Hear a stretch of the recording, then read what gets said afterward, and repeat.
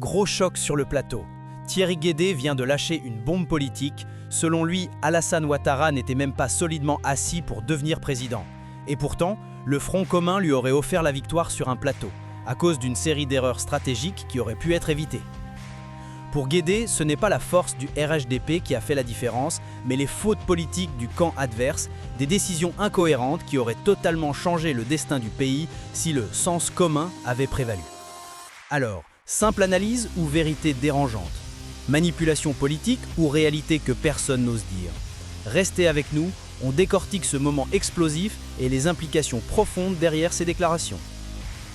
Dit, abonnez-vous, likez et laissez votre avis en commentaire après avoir écouté toute la vidéo.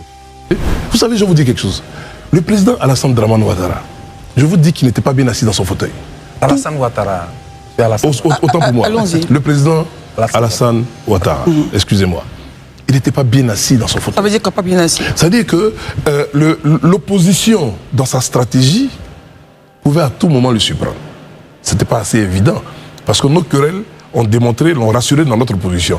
Mais imaginez un temps soit peu que Bion, qui est en difficulté avec son parti, et Awadon Melo en difficulté avec son parti, que le président Babo Laurent et son jeune frère Tidiane Thiam décidaient de passer à un autre niveau, de se mettre au niveau des hommes, en décidant aux militants d'aller voter et on va régler nos problèmes. Aujourd'hui, on serait en train de préparer le deuxième tour et le président Ouattara serait tombé. Mais vous savez, comme nous les hommes on ne s'aime pas et qu'on ne veut pas, on ne va pas plus loin dans nos pensées, c'est pour ça que le président Ouattara a eu raison de nous, il a profité de nos erreurs. Donc à partir de moment, il faut qu'on sache que bon, évitons de faire des erreurs maintenant et faisons attention parce que 2030, c'est notre génération. Élysée? Peut-être que, juste un petit commentaire, peut-être que ce que vous dites là résulte du fait que le président Ouattara connaît mieux même, je vais dire, vos leaders que certainement vos militants, parce qu'il savait que certainement ils allaient lui dresser le tapis rouge et il en a profité. Bon, je vais revenir à la question sur justement tout ce processus-là. Aujourd'hui, vous, Thierry Guédé, quel bilan faites-vous du Front commun? Pensez-vous que le PDCI, en s'alliant au PPACI dans le Front commun, ça a été une stratégie payante, c'était une stratégie que aujourd'hui, avec du recul, pensez que c'était normal, ça a été bien, ou bien vous regrettez ce fait-là? C'est quel bilan aujourd'hui que vous tirez? Alors, au Front commun, le Front commun n'existe plus. Vous avez dit que le PDCI n'est pas dans ce qu'on a... Non, je veux dire, le PDCI a sa façon de fonctionner et à sa façon de militer. Hein? On évite un certain nombre de problèmes qui peuvent toucher à l'intégrité des actes de violence, vous voulez dire? Voilà, en fait. Donc nous, je ne dis pas que les autres sont comme ça, mais je dis qu'on prend beaucoup de gants. On prend beaucoup de gants. Et je me rappelle que le président Bédié nous avait convoqué une fois à Daoko, et c'est sûr que des négociations étaient en cours, mais il prenait le temps d'analyser les faits. Non, M. Thierry Guédé, moi, quand vous le dites, parce qu'il y a eu le CNT, on a vu ici la séparation, le CNT, qui était, voilà, donc quand vous parlez aujourd'hui du PDCI, je dis que par le passé, voilà, vous parlez du Front commun pour dire que dans ce genre d'action, on a vu ici le PDCI qui était partie prenante. Oui, mais le CNT qui a existé était un exemple pour nous, ça n'a pas marché. Donc on ne peut pas faire ce qui ne marche pas. Très bien. Alors, le professeur Guikawe était un pionnier du PDCI. On ne marche pas sur nos pionniers. C'est le secrétaire exécutif, le dernier de M. Henri Konan Bédié. Tout à fait. Mais c'est le capitaine Courage. À un moment donné, on avait besoin de quelqu'un pour faire le combat. Et il a fait la prison pour ça. Il a pris sa première frustration aux élections.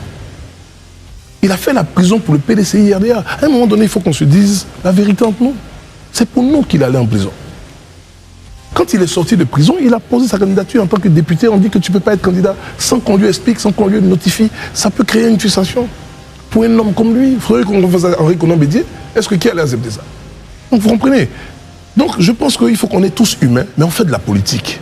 Des hommes comme Guikawe, on ne les jette pas à la poubelle. Le PDCI là a fait une grosse erreur. Et je pense que le président Tidiane Thiam devait utiliser cette lucane pour ouvrir la réconciliation. Parce que le professeur Guikawe lui-même dit qu'il n'a aucun problème avec lui. Celui qui dit, c'est qu'il le conçoit. Celui qui ne dit pas, on peut interpréter. Donc le professeur lui-même a dit, et on a vu ce qu'il a fait. Vous comprenez? Il a participé. Il a même appelé à voter pour Thiam contre Jean-Marc Yassé. Donc pour finir sur une question que vous m'avez posée, s'il fallait aller, parce que je pense que c'est ça ma grosse déception, parce que le PDCI n'est pas allé aux élections, Jean-Marc Yassé pouvait être le candidat du PDCI. Le professeur Gikawe, moi je vais lancer un appel au président. Gikawe est une autorité du PDCI.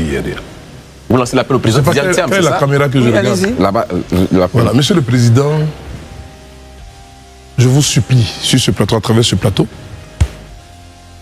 de vous mettre au-dessus de tout ce qui a pu bien se passer, des incompréhensions, parce que on se dit que le professeur Gikawe n'est pas sorti de l'Assemblée nationale. Je crois que c'est le seul point que les gens relèvent.